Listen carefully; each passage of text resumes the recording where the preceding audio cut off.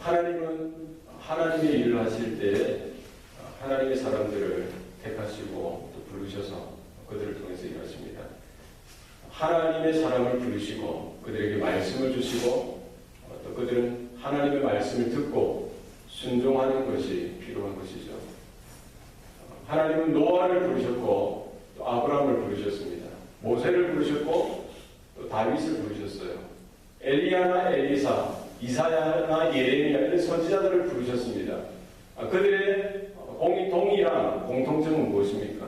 하나님의 부르심을 받고 또 하나님의 말씀을 받았고 또 그들은 믿음으로 순종하여 하나님 앞에 섰던 것입니다.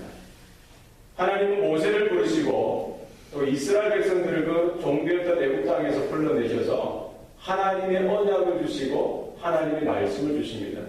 그 말씀을 통해서 그 모세가 변화되어지고 하나님의 사람으로 세워주셨듯이 이스라엘 백성들 하나하나도 하나님의 백성으로 삼으시고 하나님의 사람으로서 이렇게 만들어 가시기를 원하시는 것입니다.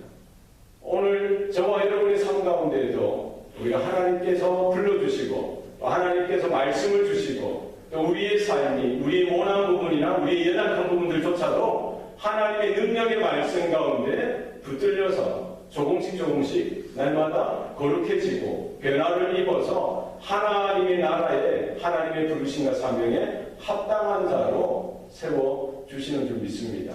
이와 같은 부르심과 이와 같은 하나님의 말씀하심에 우리가 믿음으로 순종하고 또 믿음으로 한 걸음 더 주님 앞에 나아가는 저와 여러분 될 수 있기를 소원합니다. 하나님께서 이스라엘 백성들에게 십계명을 주시고 또 이 율법 하나님의 언약을 주시면서 어떻게 그들이 살아가는 복잡다단한 그 세상 그 상황 가운데 그 말씀을 조목조목 적용하면서 또 살아가야 하는지에 대해서 분명히 율례로서 그들에게 말씀을 또 주시는 것이죠. 오늘 본문 25절 말씀입니다. 25절 한번 읽겠습니다. 시작. 네가 만일 너와 함께한 내 백성 중에서 가난한 자에게 돈을 부어주면 너는 그에게 채권자같이 하지 말며 이자를 받지 말 것이며. 이제 살아가다 보면은 돈 있는 자는 더 있게 되어지고 또 없는 사람들은 또 돈이 더 궁핍해지고 없어지게 되어진다는 것이죠. 돈이 없으면은 돈을 구워야 됩니다. 음식도 구워야 되고 먹을 것이나 여러 가지 것들을 빌릴 수밖에 없습니다. 그런데 이렇게 빌려준다는 것은 위험을 감수하고 빌려주는 것이죠.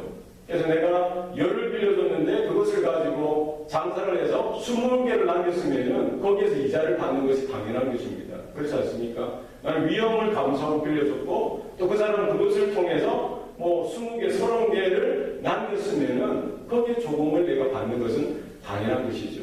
그러나 하나님께서 이렇게 이스라엘 공동체 내에서 네가 가난한 자들에게 돈을 빌려주었으면 채권자같이 하지 말라는 거예요. 그들에게 이자를 받지 말 것을 말씀하고 있습니다. 그래서 이것은 무엇이냐면 부자도 하나님 앞에 언약으로 부름받은 자이고 가난한 사람도 하나님 앞에 언약으로 부름받은 자라는 거예요. 그러니까 이스라엘 공동체는 세상의 공동체, 세상의 나라와 다르고 하나님의 언약 백성으로서 그 언약을 중심으로 해서 하나님 말씀 중심으로 해서 세워진 언약 공동체인 것을 말씀하고 있습니다. 부자도 하나님께서 그 주신 것으로 부여하는 것이 되어진 것이고 가난한 자들도 하나님의 사랑과 긍휼로 하나님의 지켜주신 은혜 가운데 살아간다는 것입니다. 그러니까 그들에게 일정 부분을 빌려주면은 이자를 받지 말라는 거예요. 그들이 상황이나 사건이나 아니면 자신의 능력이 부족해서 여러 가지 형편이나 그래서 의식주를 해결하지 못하고 또 여러 가지 질병이나 또 이런 이 사회의 부조리로 인해서 이 가난의 대물림이나 가난의 연속 이 선들을 끊어야 되는데 끊지 못하는 그런 악순환이 되어진다는 거예요. 그래서 돈을 빌려주고 더 많은 이자를 이렇게 갚으라고 하면은 부자는 더 큰 부자가 되어지고 가난한 자는 더 가난하고 그 가난의 굴레에서 벗어날 수 없게 되더라는 거예요. 하나님은 이런 이스라엘 백성들, 부유한 자든지 가난한 자든지 특별히 연약하고 힘든 자들도 하나님의 언약의 백성이고 하나님의 말씀으로 보호받아야 되는 존재인 것을 말씀하고 있습니다. 우리가 이런 영적인 원리 가운데 우리 성도들의 삶이 있고 또 우리 교회나 성도들이 마지막 때에 우리가 연약한 자들, 힘들고 어려운 자들, 또 우리 가운데 소외된 자들을 향해서 하나님의 긍휼과 사랑을 우리가 나타내고 표현하는 것 같은 귀한 은혜가 우리 가운데도 있어야 할 줄로 믿습니다. 26절 우리 한 목소리를 읽겠습니다. 시작. 내가 만일 이웃의 옷을 전당 잡거든 해가 지기 전에 그에게 돌려보내라. 27절입니다. 그것이 유일한 옷이라. 그것이 그의 알몸을 가려보신 즉 그가 무엇을 입고 자겠느냐. 그가 내게 부르짖으면 내가 들으리니 나는 자비로운 자이니라. 이때 당시에 대부분 사람들이 옷 한 벌, 이 외투죠. 옷 한 벌이 있었어요. 좀 부유하면 2벌 혹은 3벌 정도 있지만 대부분 평범한 사람들이나 가난한 자들은 이 외투 한 벌이 있어요. 그래서 이 당시에 이 옷이라는 개념은 오늘 우리가 입고 있는 옷하고 개념이 다릅니다. 그죠? 이때 지금도 베두인족들이 입는 옷은 뭡니까? 큰 외투로 이렇게 몸을 전체를 감싸는 것이죠. 그래서 아주 장렬하는 태양빛을 막아주는 외투이기도 하고 또 밤에 기온차가 극심하기 때문에 아주 살을 에이는 듯한 그런 추위로부터 몸을 막아주는 하나의 이불과 같은 역할을 이 옷이 하더라는 거예요. 그러니까 다른 귀중한 이 물건들이 많지 않지만 이 옷이 가장 재산 중에 재산이라는 거예요. 그래서 내가 음식을 꾸이고 돈을 꾸일 때 뭔가를 저당을 잡혀야 되는데 가장 귀중한 건 뭐예요? 이 겉옷을 저당을 잡힌다는 거예요. 그러면 이 언약 백성들 이스라엘 공동체 가운데 정말 없어서 빌리는데 옷까지 저당 잡혀서 사실은 이것을 돌려받지 못하게 되면은 그날 저녁에는 극심한 추위에 힘들어하면서 어렵게 이렇게 긴 밤을 보내야 되더라는 거예요. 하나님께서는 만약에 이 옷을 전당 잡혔으면은 그것을 해가 지기 전까지는 돌려주라는 거예요. 만약에 그 사람이 그 옷 한 벌이 분명히 있었을 텐데 그러면은 뭐예요? 그 간밤에 그 알몸을 그 이불 역할을 할 것이 없으니까 그 상황, 그 어려운 처지를 누가 해결해 주겠냐는 거예요. 만약에 그가 정말 힘들고 어려워서 그 추위 가운데 힘든 어려움 가운데 내게 부르짖으면 내가 응답하겠다는 겁니다. 그러니까 우리가 돈이 있는 자는 있는 자로서의 더 책임이 크다는 것입니다. 내가 돈 있다고 해서 이것이 내 것이 아니라 하나님께서 나에게 맡겨주신 것이고 일정 부분 이런 여유를 가지고 이 힘들고 어려운 자들을 향해서 자선을 베푸고 구제를 하고 긍휼과 하나님의 사랑을 드러내는데 사용할 것을 분명히 말씀하고 있습니다. 그러니까 우리가 남들보다 더 많이 가진 지식이 있고 남들보다 더 많이 가진 재능이나 또 여러 가지 사회적인 기득권이라든지 또 이 재물이나 어떤 명예나 권위가 있다라고 한다면 더 두렵고 떨림으로 하나님 앞에 이런 것들을 잘 감당하도록 우리가 더 겸손하고 더 낮아지고 또 주위의 사람들을 연약한 분들을 또 돌아보는 지혜가 우리 가운데 있어야 할 줄로 믿습니다. 28절 말씀 28절 따라서 읽겠습니다. 시작. 너는 재판장을 모독하지 말며 백성의 지도자를 저주하지 말지니라. 너는 재판장을 모독하지 말며 백성의 지도자를 저주하지 말지니라. 이때 당시는 종교와 정치가 일치되는 하나 되는 시대입니다. 신정국가지요. 하나님이 다스리시고 하나님이 통치하시는데 하나님이 하나님의 사람들을 세우셔서 이렇게 통치하시고 다스리신다는 거예요. 그러니까 오늘 본문에 나와 있는 재판장을 모독하지 말고 백성의 지도자들을 저주하지 말라는 거예요. 왜 그렇습니까? 그들은 하나님이 세우신 대리 통치자가 된다는 거예요. 그러니까 이 재판장이나 백성의 지도자들이 하나님의 율법을 가지고 여러 가지 갈등 상황이나 시시비비를 이렇게 말씀을 풀어서 이렇게 공평하게 공정하게 상황들을 가려줘야 한다는 거예요. 그러니까 율법을 실행하고 율법을 나타내는 하나님의 대리자로서 그 자리에 서 있는 것이지요. 그런데 재판을 하다 보면은 갈등이 해결되어지는데 결국은 이렇게 재판에서 이긴 자가 있고 재판에서 이렇게 패배한 자가 있을 겁니다. 그럼 재판에서 이긴 자는 너무나 기쁘고 감사한 거예요. 그러나 어떤 경우든지 그 율법이든 그 재판이든 여기에서 내가 패했다는 거예요. 내가 졌으면 어떻게 해요? 누구를 원망합니까? 재판장을 원망하고 그 지도자들을 원망하게 되더라는 거예요. 왜 그렇습니까? 사람이 아무리 그래도 이기적이라는 거예요. 그러니까 만약에 내가 그 재판장을 모독하고 백성의 지도자들을 저주하면은 결국 그 하나님의 율법을 모독하는 것이 되어지는 것이고 또 그들을 세우신 하나님의 권위에 대해서 내가 도전하게 되는 그런 어리석음에 빠지게 되더라는 거예요. 물론 오늘날에는 이 정치와 종교가 철저하게 분리가 되어져 있습니다. 오늘 이 나라의 이 지도자들은 사실은 뭐 그렇지 않은 경우도 있겠지만 우리는 그들이 정말 하나님의 말씀에 하나님을 두려워하고 정말 하나님을 이렇게 정말 생각하고 하나님의 말씀에 대해서 두려워할 수 있는 지도자가 되도록 우리는 이 땅의 정치 위정자들을 위해서 기도해야 할 줄로 믿습니다.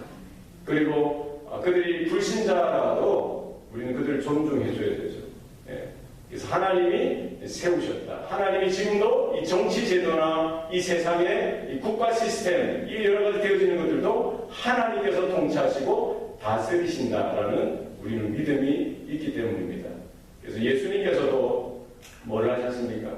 이 바리새인들이 로마의 황제에게 세를 바치는 것이 가하니까라고 물어봤을 때 뭐라고 대답하십니까? 가이사의 것은 가이사에게, 하나님의 것은 하나님께 돌려라 라고 말씀하셨던 것이죠. 그래서 예수님께서 그 로마 시대의 그런 부정부패, 부조리한 그런 여러 가지 정치 제도를 한꺼번에 이렇게 뒤엎으시지는 않으셨다는 거예요. 로마대로 인정하시고 그 너머에 하나님의 나라가 분명히 하나님의 통치와 다스리심이 있는 것을 말씀하고 있습니다. 그래서 우리는 정치 위정자들을 위해서 오히려 중보하고 기도하고 또 이런 선거를 통해서 바른 사람, 가능하면 더 바른 사람, 더 양심적인 사람, 더 하나님을 두려워하는 그런 상식이 있는 그런 사람들을 뽑을 수 있도록 우리는 선거에 기도하면서 참여할 수 있는 이런 책임이 우리 가운데 있다는 사실을 기억해야 될 줄로 믿습니다. 자, 29절 다 같이 읽겠습니다. 시작. 너는 내가 추수한 것과 내가 짜낸 즙을 바치기를 더디하지 말지며 내 처음 난 아들들을 내게 줄지며 30절입니다. 내 소와 양도 그와 같이 하되 이래 동안 어미와 같이 함께 있게 하다가 여드레 만에 내게 줄지니라. 추수한 것 그리고 짜낸 즙을 바치기를 더디하지 말라는 거예요. 그리고 아들 주는 게 어떤 아들입니까? 첫 아들은 하나님께 바치라는 거예요. 양이나 소도 처음 난 것은 하나님께 드리라는 거예요. 그러니까 우리가 추수를 하고 또 자녀들 중에 첫 아들 그리고 소나 양 중에 첫 새끼들은 다 누구의 것이라고요? 하나님의 것이니 하나님께 바치라라고 말씀하고 있습니다. 그러니까 우리 농사를, 지금 농사는 안 짓지만 이 당시에 이제 농경사회에서 농사를 지으면 그 땅도 누구의 것이에요? 하나님이 주시는 땅이지 않습니까? 해를 통해서 빛을 주시는 부분도 하나님이시라는 거예요.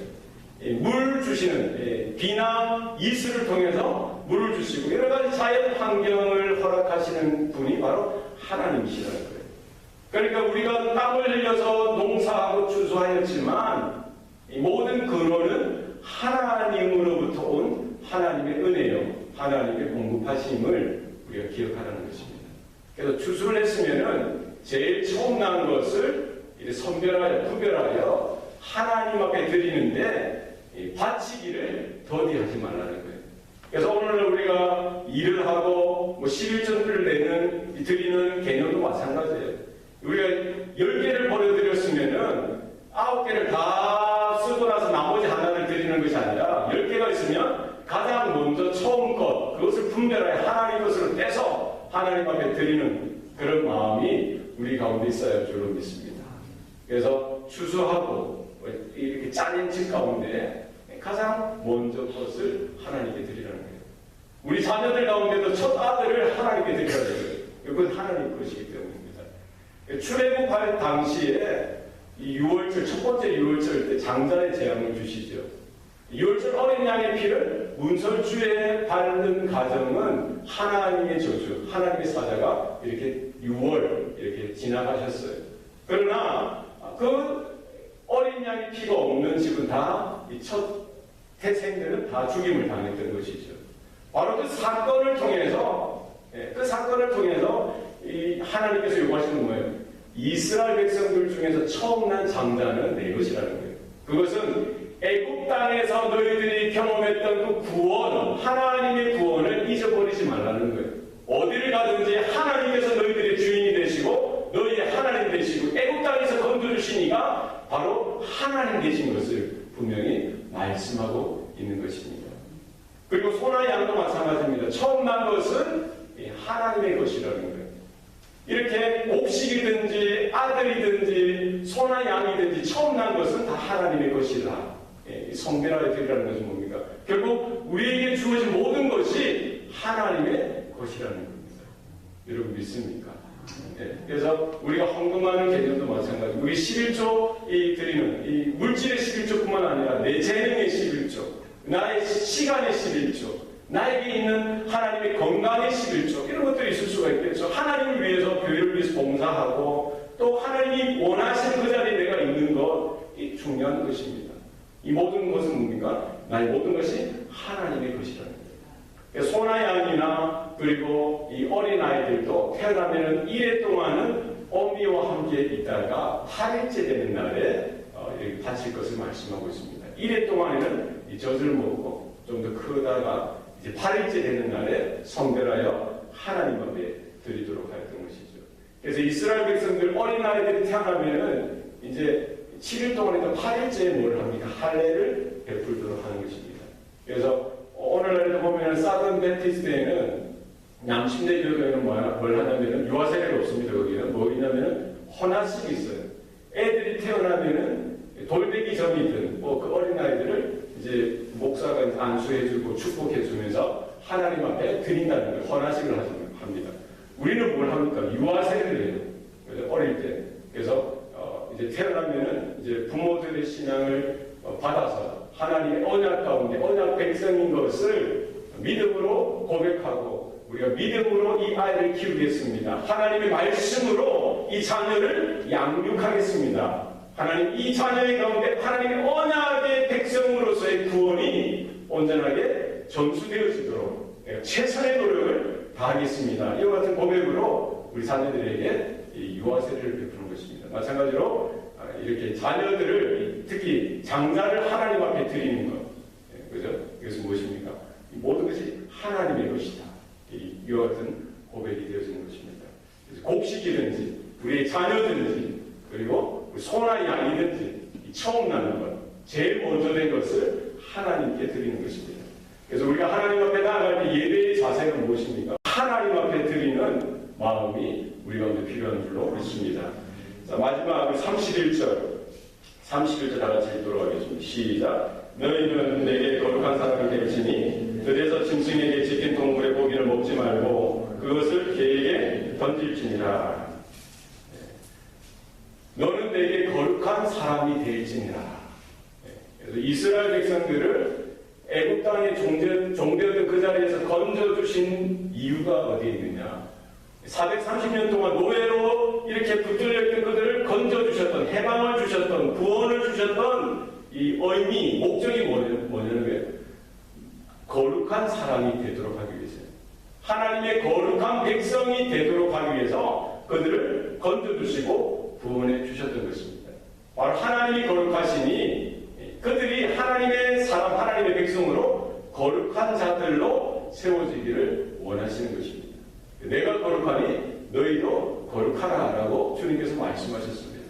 죄와 사망의 종로로 타던 우리들이 예수의 십자가의 보혈로 인침을 받고 구원 얻은 이유는 우리가 거룩한 백성, 거룩한 사람이 되도록 하기 위해서입니다. 그래서 우리의 믿음의 여정, 우리의 신앙의 삶은 무엇입니까? 우리가 성화를 이루어가는 것입니다. 예수 그리스도를 닮아가는 것입니다. 그리스도의 장성한 분량에 이르기까지 날마다 성장하고 살아가는 데 있는 것입니다. 우리 마음 가운데 이런 이 죄된 그림자, 가시 같은 것들이 늘 언제나 있습니다. 늘 우리 육신이 있기 때문에 이것들을 우리가 쳐서 복종하는 것입니다. 말씀 앞에 하나님의 거룩하심을 쫓아서 우리가 조금씩 변화되어지는 그 일에 우리는 영적인 싸움, 영적인 전쟁이 우리 가운데 있다는 거예요. 그래서 우리 가운데 이 하나된 마음으로 주님을 섬길 수 있도록 우리가 하나님 앞에 늘 설 수 있기를 소원합니다. 오늘 말씀해 보면 거룩한 사람의 특징은 뭐예요? 부정한 음식을 먹지 말라는 거예요. 들에서 짐승에게 찍힌 그 동물의 고기를 너희들은 입에 대지 말라, 먹지 말라. 그것은 누구에게 던지라고요? 부정한 동물인 개에게 그냥 던져주라는 거예요. 아무거나 먹어서는 안 된다는 거예요. 우리가 거룩한 사람으로서 아무거나 입에 맞는다고 해서 아무거나 먹어서는 안 된다는 거예요. 아무 생각이나 했어서는 안 된다는 거예요. 아무 말을 써서도 안 된다는 거예요. 우리 마음 가운데 든다고 해서 막 이거 다 취해서는 안 되는 거예요. 우리가 구별하여서 하나님이 기뻐하시는 것이 뭐냐, 하나님께서 정결하다고 하시는 것이 뭐냐, 이런 것을 분별하여 우리는 섭취하고 받아들여야 합니다. 먹는 것도 마찬가지고, 생각하는 것도 마찬가지고, 말하는 것도 마찬가지고, 행동하는 것도 마찬가지입니다. 우리 가운데 하나님의 거룩한 성품이 조금씩 나타나고 드러나는 일들이 우리의 삶 가운데 있기를 소원합니다. 하나님의 사람은 하나님의 말씀이 필요합니다. 이 말씀을 통해서 우리는 이렇게 하나하나 깨어지고 또 조합되어지고 형성되어지는 이런 하나님의 붙으신 가운데 있는 줄 믿습니다.